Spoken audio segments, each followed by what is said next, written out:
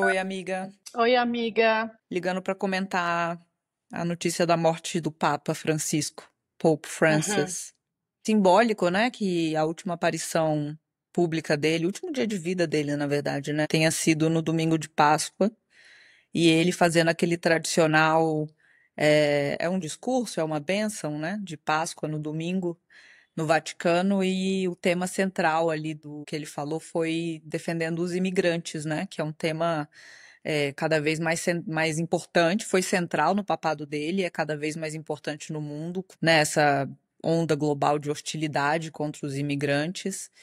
Quem leu o discurso não foi ele, né? Ele já estava bastante fragilizado por causa da pneumonia. Mas é isso, ele lamentou o desprezo, né, pelos mais vulneráveis, mesmo aqueles que vêm de terras distantes, né, com ideias diferentes, e não podia ser mais contrário ao discurso do Trump, né? Exato, e ele tinha recebido, né, amiga, o vice-presidente dos Estados Unidos, o Vance, Viu também o no demônio e foi domingo. embora, amiga. Pode ser. Mas primeiro eu achei que ele não fosse receber, né? Porque no sábado era quando o Vance iria e ele soltou um comunicado, parecia que ele não ia receber, mas no fim das contas acabou recebendo no domingo e morreu às 7h30, 7h35, horário de Roma, na segunda-feira, né? É, eu não sei, sobre o Vance, eu não li muito sobre o encontro deles, acho que você pode me contar. Mas é curioso que ele tenha recebido o vice-presidente, né, dos Estados Unidos, que é católico convertido, e volta e meia faz uns malabarismos retóricos para defender as é, crueldades que ele e o Trump defendem, né, usando teologia. E o Papa Francisco sempre se colocou contra as decisões do Trump. Ele já falou, inclusive, que não eram valores cristãos construir muros em vez de pontes.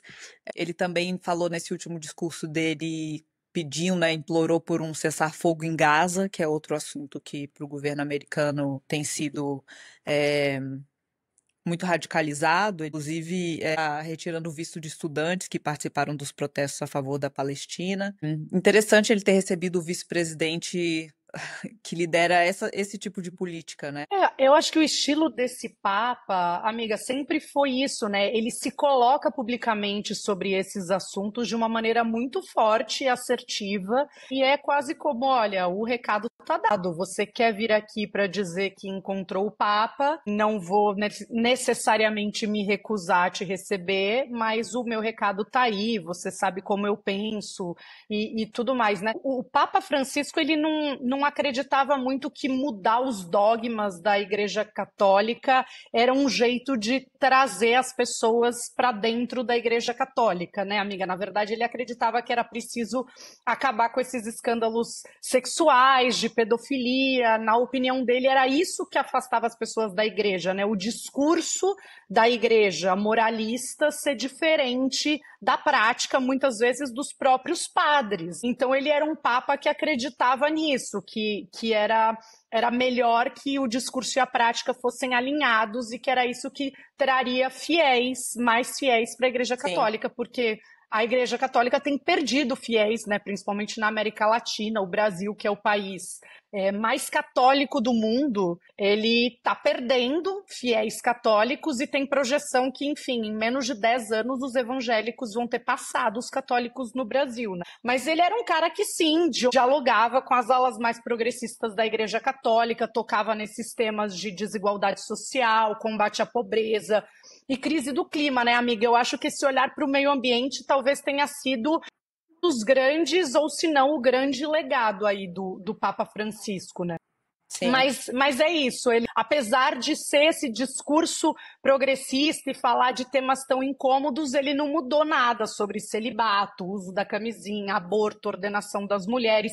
E eu entendo que a Igreja Católica é essa instituição milenar, né, gigante, e que os dogmas têm outro tempo, né? Então, claro que é muito, muito importante ele ter introduzido esses discursos.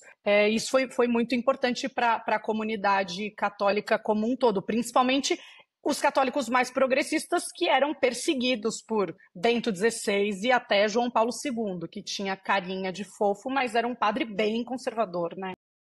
Pois é. Não, mas assim, queria comentar outra coisa. Acho que a igreja, né, para atrair os fiéis outra vez, não só acabar com esse moralismo de pregar uma coisa e fazer outra, mas o Papa Francisco também era muito de trabalhar com a periferia, né, reconquistar os mais pobres, as populações periféricas. Desde que ele era bispo na Argentina, né, arcebispo na Argentina, ele sempre foi muito conectado com as periferias, então acho que isso é um ponto. E sobre não ter mudado os dogmas, o que você falou, né? Deve ser uma tarefa hercúlea, tem que ser o melhor diplomata e o melhor político do mundo para conseguir mudar a Igreja Católica, os dogmas da Igreja Católica. Mas é isso, ele nunca fugiu de tocar nos assuntos, e isso já foi bastante polêmico, né? Então ele tentou criar uma comissão para investigar os crimes sexuais, isso não deu em nada, mas ele conseguiu, dentro da igreja, impor regras mais duras, né? Então, se você sabe de um caso de abuso sexual cometido por algum membro da igreja, você não necessariamente, segundo eles, né, é obrigado a reportar à polícia, a não sei que você queira, mas pelo menos fazer uma denúncia interna. Ele colocou essa regra. E ele pediu desculpas em 2022, ele pediu perdão aos indígenas do Canadá. Não sei se você sabe dessa história, né? Teve um grande escândalo da igreja ter abusado e matado, inclusive, indígenas em colégios internos. Isso está num documentário que foi indicado ao Oscar ano passado. Eu assisti o Sugar Cane, que é muito, muito bom o filme, muito impactante. E também sobre os gays, né? Assim, com todos esses discursos, ele também foi muito criticado. Ele foi um papa que era publicamente criticado pelos mais conservadores, os dos Estados Unidos, principalmente, que são bastante conservadores e bastante vocais, né, com temas de aborto, gênero, direitos LGBT. Eles são obcecados com o sexo, né? Meio impressionante, assim. E o Papa Francisco falava, né? Quem sou eu para julgar? Ele autorizou a bênção a casais homossexuais. Então, assim, ele não conseguiu mudar os dogmas, mas ele estava ali tocando na ferida, né? E só para a gente ter uma ideia, amiga, no Brasil, quando o Papa Francisco virou Papa em 2013, tinham 6 grupos LGBTQIA+, dentro da Igreja Católica no Brasil. E hoje, né, 2025, 12 anos depois, quando ele morre, são 23 grupos, né? Enfim, triplicou. Então, de novo, é isso, é uma abordagem. Ele vai se equilibrando, né, nesse conservadorismo e moralismo da instituição, que está numa crise institucional. Eu li que essa nova geração de padres, pelo menos nos Estados Unidos, ela tende a ser mais conservadora teologicamente e politicamente do que a geração anterior, que acho que é uma coisa global, né? Não só entre os papas. Eu andei lendo um pouco, eu não sei nada sobre igreja. Eu gosto do Francisco como personagem político, diplomático, né? A gente, acho que você concorda comigo, não é muito fã da instituição igreja.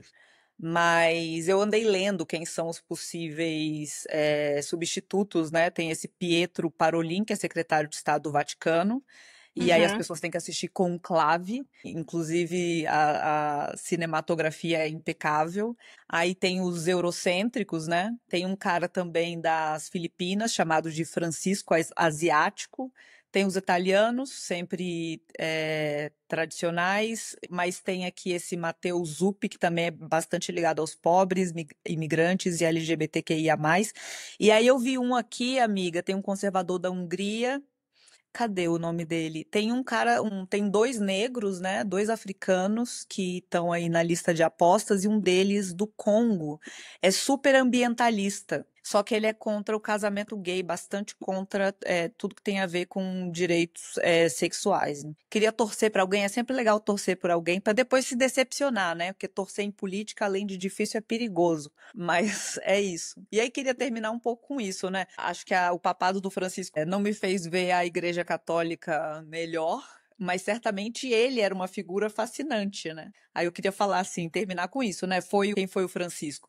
Um líder dos jesuítas argentinos durante a ditadura, que teve que ser exilado, volta para a Argentina muito conectado, né, com o trabalho entre os mais pobres, que é um assunto importante na política também, porque é isso, né? A gente vê aqui no Brasil, a periferia está abandonada pelo Estado, a Igreja Católica já não conversa com essas pessoas, eles estão sendo abraçados pelos evangélicos, cuja cúpula política é muito conservadora, retrógrada. Então, esse é um assunto, a igreja também é um assunto político, né? Assim, sobretudo para a gente, assim. O Papa Francisco criou essa comissão contra os abusos sexuais, ele endureceu as regras, e aí, politicamente, ele também, né, tocou muito nesse assunto, ele não tinha medo de tocar nesses assuntos, ele ajudou a mediar o restabelecimento de relações diplomáticas entre Estados Unidos e Cuba, ele criticava o capitalismo predatório, ele visitou os Estados Unidos, foi o primeiro Papa a discursar no Congresso ou na ONU? Depois eu coloco a errata aqui. Ele visita o Egito, defendeu o diálogo interreligioso e ele pediu desculpa para os indígenas no Canadá. Então, ele não me fez ver a Igreja Católica melhor, mas ele certamente sim. Achei que você acabou quase coroinha, amiga. Eu fiz até crisma, amiga, antes de dizer para os meus pais, basta. Foi ótimo. É isso, amiga. Agora vamos ver quem é. Quer fazer sua aposta? Quem vai? Não faço ideia. Eu queria que fosse um negro, ia ser muito interessante, mas duvido também, né? Eles Já foi um latino-americano, eu duvido que eles vão querer mais novidade. Se for pelo menos um alinhado a ele, né? É Assim, isso que a é isso. gente espera, para continuidade, pelo menos, desse discurso mais aberto e mais acolhedor dos mais vulneráveis. É o que a gente precisa hoje nessa situação global de ódio, né? A gente É mais precisa. solidariedade.